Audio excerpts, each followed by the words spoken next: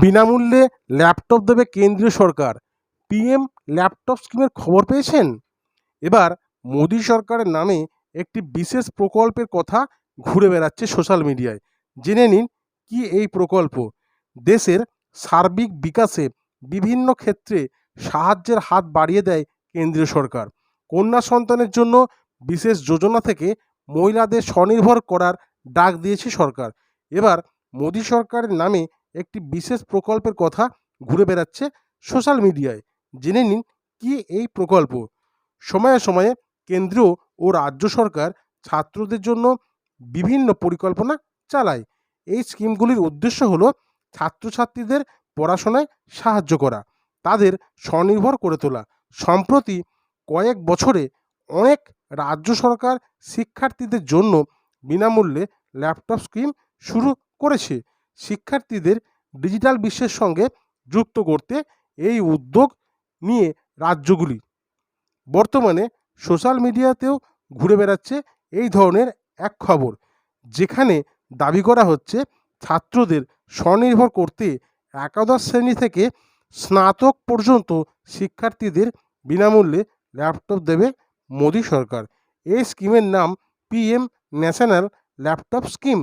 এই প্রকল্পের তথা সোশ্যাল মিডিয়ায় ক্রমশ ভাইরাল হচ্ছে। এর সঙ্গে প্রকল্পের রেজিস্ট্রেশন প্রক্রিয়া সম্পর্কেও তথ্য দেওয়া হয়েছে। আসুন জেনে নেওয়া যাক এই ভাইরাল মেসেজ আসলে কি। সরকারের প্রেস ইনফরমেশন ব্যুরো অর্থাৎ পিআইবি ফ্যাক্ট চেক টিম ইতিমধ্যেই প্রধানমন্ত্রী জাতীয় ল্যাপটপ স্কিম এর সত্যতা যাচাই করেছে।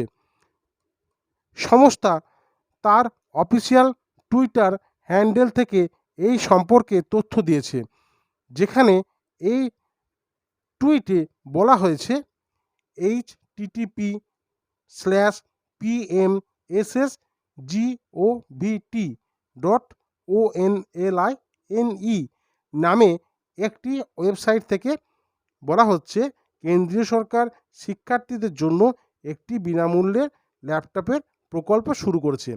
এই প্রকল্পের অধীনে প্রধানমন্ত্রী জাতীয় ল্যাপটপ স্কিম 2022 এর আওতায় একাদশ শ্রেণী থেকে স্নাতক শ্রেণী পর্যন্ত শিক্ষার্থীদের বিনামূল্যে ল্যাপটপ দেওয়া হচ্ছে।